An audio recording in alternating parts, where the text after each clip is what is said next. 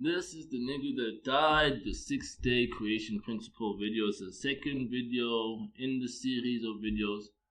And mind your language. If I speak motherfucking Zulu, pay attention to the cues that pop up that will put what's being said in context.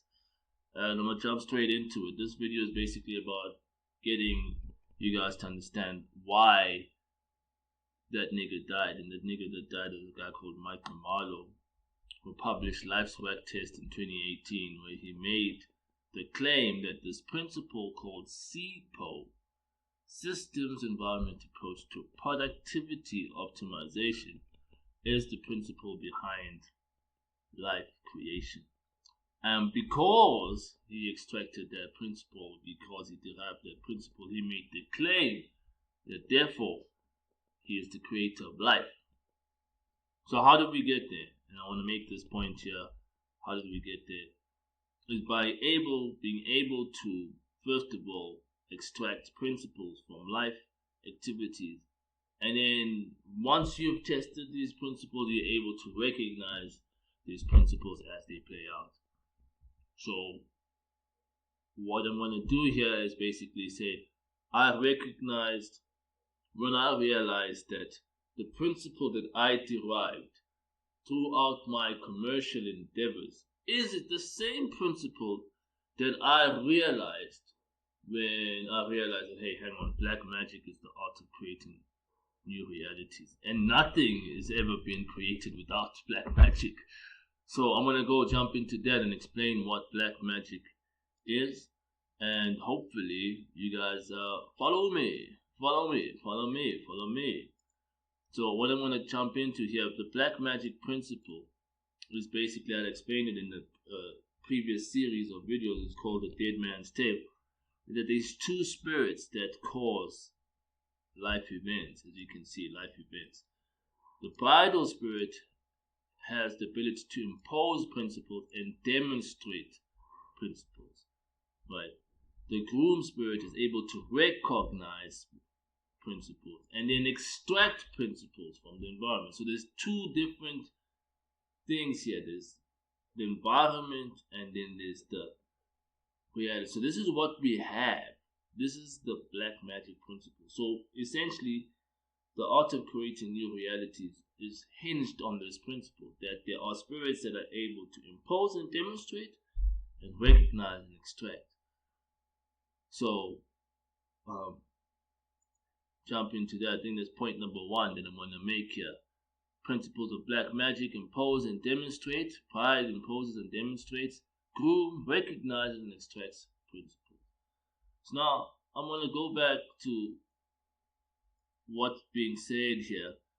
SIPO. Now SIPO is the principle I derived from my commercial endeavors, and you can see here SIPO is basically systems environment approach to productivity optimization.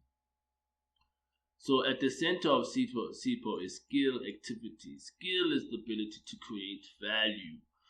So I'm going to jump into the definitions real quick. So how I made the connection was the fact that with SIPO there's two core activities. There's R&D, which is creating opportunity to add value, constantly trying to refine and a skill that you're working on. And then other function is applying that skill, creating that skill as being as effective as possible when applying the skill that you've created. So those are two things.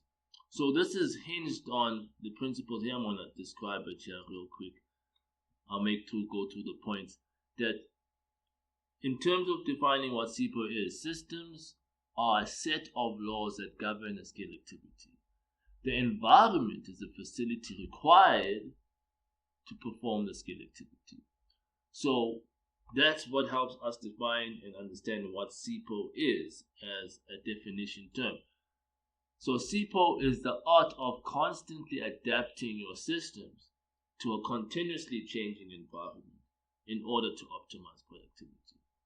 So now, this is what SIPO is. So you see now how I do the math. Like, goddamn, I just realized what black magic is, spiritual principle. Then I realized the same principle behind the commercial principle that I derived in commerce. So I am not tripping, right? So this is the final tip, and I'll go to my fourth point here. How did I get from SIPO, this commercial principle being the creation principle and the principle behind life, is that how do I make, what does a productivity optimization tool or productivity optimization principle have to do with life? And it's very clear, I'm making my fourth point here, where I'm saying the relationship between life, skill, value, and productivity. So I'm going to do this slowly so that you guys don't trip. The evidence of life is productivity. So how do I know something is living, right? If I want to test whether something is living, it must demonstrate productivity. For example, a tree, right? And what is productivity? Let me jump straight to the definition again. The ability to get out more than what you put in. So anything that displays that quality, the ability to get out more than what is put in, that is life. That is the evidence of life. So this is how you get from a productivity optimization principle being the principle behind life. Because to optimize productivity is to optimize the evidence of life. So now here I'm going to it. Skill is then the ability to create value, where value is the ability to demonstrate productivity. So the ability to provide evidence of life is value. So I know this sounds like a tongue twister, right? But we're jumping into it, right? We're jumping into it, guys. We're jumping into it. So now what I want to do now is just basically tie this up. And now how does this now like really sink into me and be like, God damn, this is actually the principle behind what life is. This is how life was created, by applying this very, very principle that I'm talking about. This is how I get there, right? So let's just go jump into it. How I get there is that here we got this framework, systems, environment, we got the systems, and you got the facility. You got two core activities: applying the skill, creating the opportunity, creating the impact, creating the opportunity. And alright, so let's just check it out. So SIPO, the creation principle. What made me really do the math, and how do I get to 6 days? Why do I call this video 6 steps to creation? Is basically the realization is that for any skill that's created, there's a level of maturity. When it's in its idea phase, it requires the attention of the creator of the skill, or the custodian of the skill. And there's two phases where you create the laws and you apply them, and you create the facility, and you apply it to the facility that you need. So laws, facility, 2 steps. Then the second phase now is a bit interesting, it's a bit of a paradox, because this is where now it doesn't require you, the custodian's attention anymore, but it requires the attention of other people. And this is where you create the facility for other people to participate, and then be able to extract the laws for the broad participation of other people applying that very same skill that you created. Once you've done that, and you've picked out all the problems and all the tweaks from the public participation, then you are able to now go and say, hang on, now we can create the laws and the facility required to operate or apply this skill without any attention. At this point, after this 6th step, you can chill the fuck out.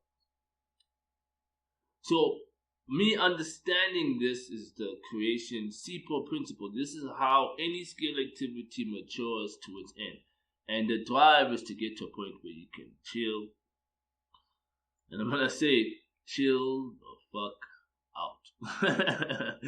Right. So don't trip.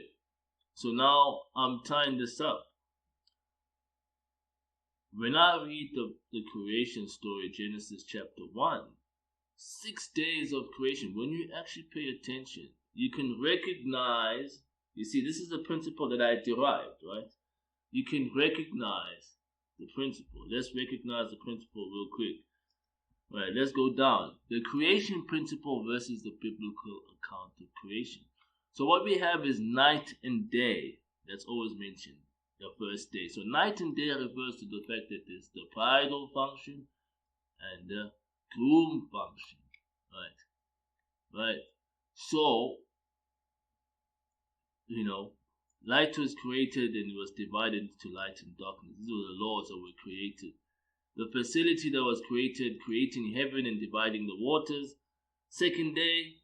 So this required the attention of the spirit that hovered above the waters, the Holy Spirit. That's what's referred to in the Bible. Right. And then here we got this phase where we're creating the facility, plant life, land and plant life. And in here we create the laws of the universe, the heavenly bodies and the signs and the seasons, and the sun and the moon and the stars. These are the laws. Fourth day, done. Fifth day now requires no attention. Right? It's getting to a point where to run the universe doesn't require any attention. Now we have the water animals and sky animals being fruitful, and the land animals and mankind being able to be fruitful. At this stage, at this point, God or the Spirit does not require any of his attention to sustain life itself. I don't know if that makes sense. To sustain life itself, it doesn't require his attention. So on the seventh day, this is why he calls the seventh day, he rested from all his activities. So he could chill, chill the fuck out. So, jumping into it, that's how I did the math.